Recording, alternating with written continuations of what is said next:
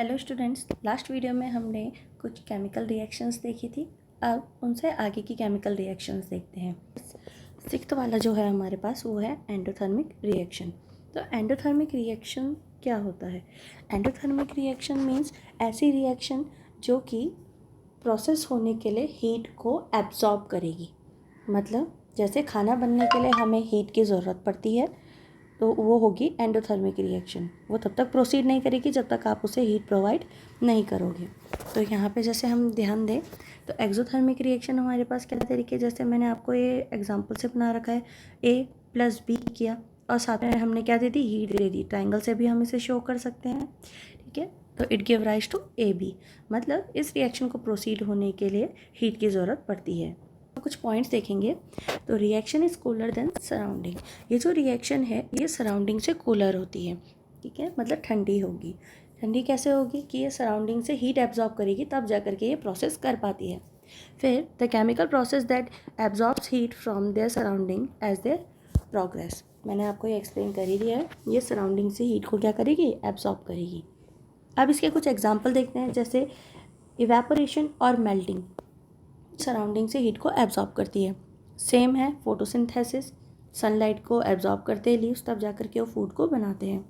Next आ गया baking of bread, ये भी सराउंडिंग से हीट को एब्जॉर्ब करेंगे। कुकिंग ऑफ एग, खाना। 7 टाइप है हमारे पास एक्सोथर्मिक रिएक्शन। ये एंडोथर्मिक रिएक्शन का अपोजिट होता है। इसका मतलब ऐसी रिएक्शन जिनमें हमारे पास जब मॉलिक्यूल्स कंबाइन होंगे तो वो साथ में हीट को इवॉल्व करेंगे। मतलब हीट क्या हो रही है, बाहर निकल रही है। जैसे बर्निंग ऑफ वुड हमारे पास इसमें आ सकता है, या फिर किसी फ्यूल का कंबशन भी इसमें आ सकता है। पॉइंट्स देखते हैं इसके। Reaction is hotter then surrounding. जो रिएक्शन है वो सराउंडिंग से क्या होती है, गर्म होती है। The reaction that releases heat to their surrounding and also make reaction mixture hotter. मतलब ऐसी रिएक्शन जो कि हीट को क्या करेगी, इवॉल्व करेगी सराउंडिंग में, और तो और वो क्या करेगा, रिएक्शन मिक्सचर को गर्म कर देता है। इसके एग्जाम्पल है burning, combustion of fuel, neutralisation and displacement. Neutralisation मतलब जब एसिड और बेस कंबाइन होते हैं, सॉल्ट और वाटर बना देगा। Candle flame, rusting of iron, making of ice, formation of snow in clouds, H2O plus strong acids. Water में अगर कोई भी तरीके का हम क्या डालेंगे, स्ट्रॉन्ग एसिड डालेंगे तो वो हीट को इवॉल्व करता है। तो स्टूडेंट्स, नेक्स्ट है हमारे पास ऑक्सीडेशन।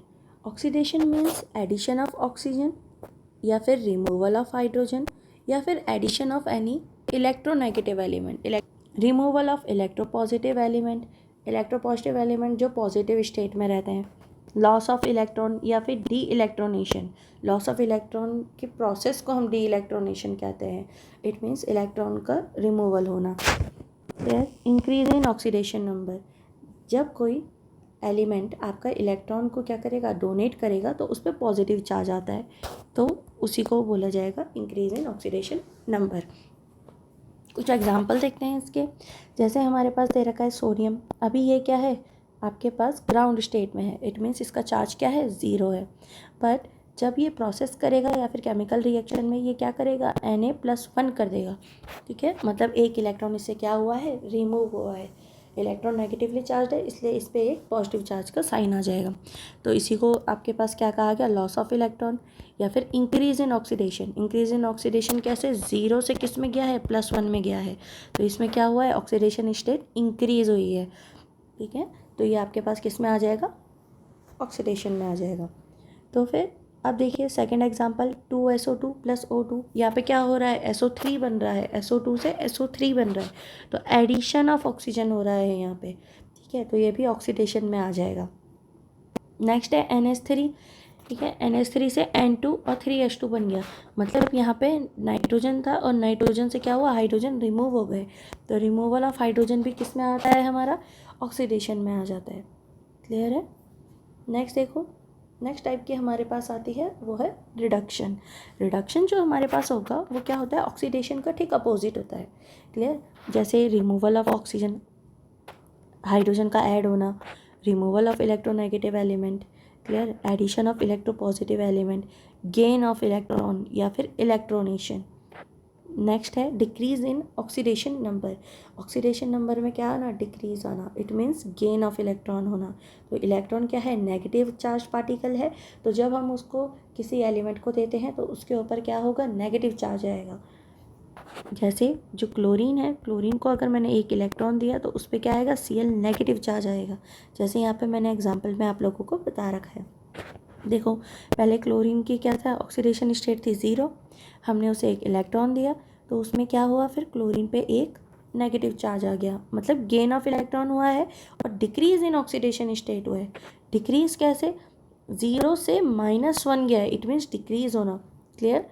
सेकेंड वाला एग्जाम्पल देखेंगे तो carbon dioxide give rise to carbon plus oxygen, तो यहाँ पे रिमूवल ऑफ ऑक्सीजन हुआ है। जो कार्बन डाइऑक्साइड था उसमें ऑक्सीजन अटैच था और यहाँ पे रिमूवल ऑफ ऑक्सीजन देखने के लिए मिल रहा है। ठीक है, तो रिमूवल ऑफ ऑक्सीजन भी किस में आता है, रिडक्शन में आता है। नेक्स्ट है हमारे पास H2 + Cl2, यहाँ पे एडिशन ऑफ हाइड्रोजन हो रहा है, हाइड्रोजन क्लोरीन पे ऐड हो रहा है। ठीक है, तो ये क्या हो जाएगा आपके पास, रिडक्शन हो जाएगा। क्लियर है। नेक्स्ट टाइप देखते हैं रिडॉक्स रिएक्शन। रिडॉक्स रिएक्शन क्या होता है, रिडॉक्स रिएक्शन मीन्स जिसमें ऑक्सीडेशन और रिडक्शन दोनों साथ में चले। जैसे एग्जांपल देखेंगे हम, जैसे कॉपर ऑक्साइड और हाइड्रोजन को हम जब हीट करेंगे साथ में तो हमारे पास जो प्रोडक्ट बनता है वो बनता है कॉपर प्लस वाटर। क्लियर। तो यहाँ पे अगर हम ध्यान देंगे तो कॉपर ऑक्साइड से क्या हुआ है, कॉपर बना है, it means removal of oxygen. तो रिमूवल ऑफ ऑक्सीजन क्या होता है, हमारे पास रिडक्शन होता है। क्लियर है। और सेकंड हमारे पास जो हाइड्रोजन है वो हमने क्या करा है, हाइड्रोजन में कौन ऐड हो रहा है, ऑक्सीजन ऐड हो रहा है, तो एडिशन ऑफ ऑक्सीजन किस में आ जाता है, ऑक्सीडेशन में आ जाता है। ठीक है, तो रिडॉक्स रिएक्शन क्या होगी, जिसमें हमारे पास ऑक्सीडेशन और रिडक्शन दोनों साथ में चल रही होंगी। क्लियर। अब इसको याद करने का एक शॉर्टकट तरीका है, लाइक ऑयल रिग। ओ से ऑक्सीडेशन, आई से is, L means loss of electron, मतलब लॉस ऑफ इलेक्ट्रॉन होगा तो ऑक्सीडेशन होगा। क्लियर। सेम होगा rig, rig means reduction is gain of electron. Clear, मतलब रिडक्शन तब होती है जब गेन ऑफ इलेक्ट्रॉन होता है।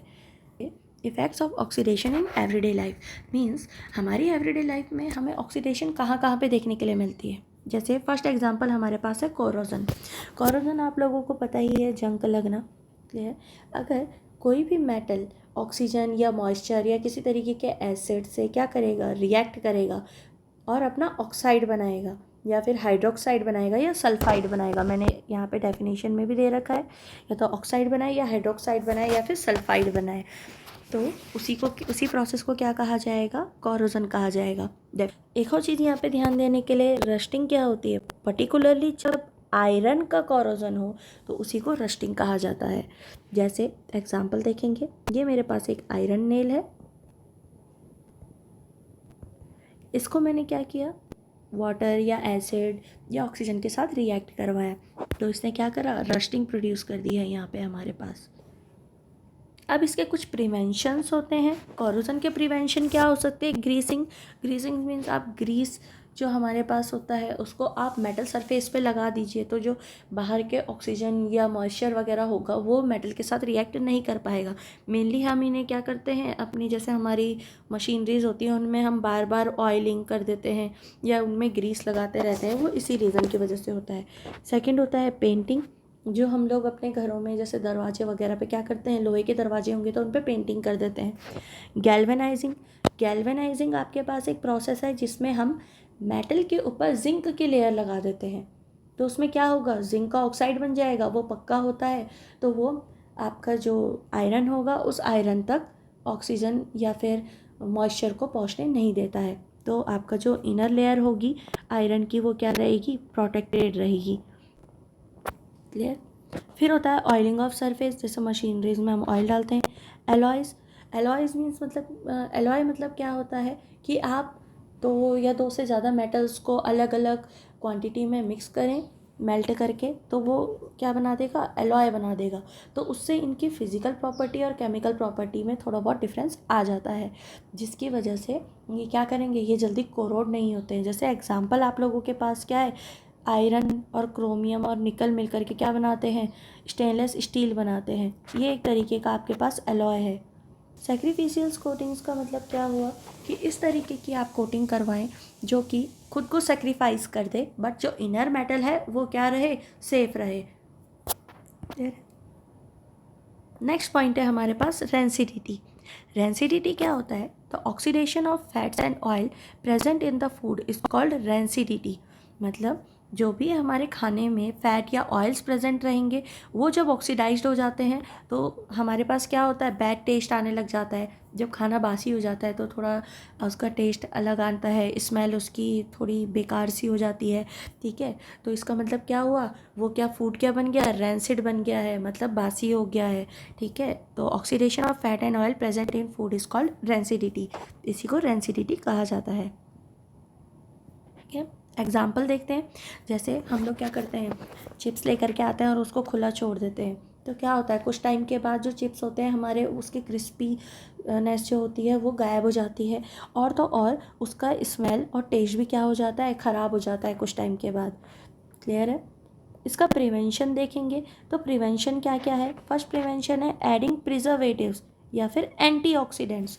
एंटीऑक्सीडेंट्स का मतलब क्या हुआ, ऐसे हमारे पास कंपाउंड्स जो कि ऑक्सीजन को फूड के ऑयल और जो फैट उसमें प्रेजेंट है उसके साथ कंबाइन नहीं होने देंगे, उनको एंटीऑक्सीडेंट्स कहा जाएगा। वही प्रिजर्वेटिव्स भी होते हैं, हमारे पास जितने भी पैक्ड फूड्स आते हैं उन सब में प्रिजर्वेटिव्स होता है। नेक्स्ट आ गया storing food in air tight containers.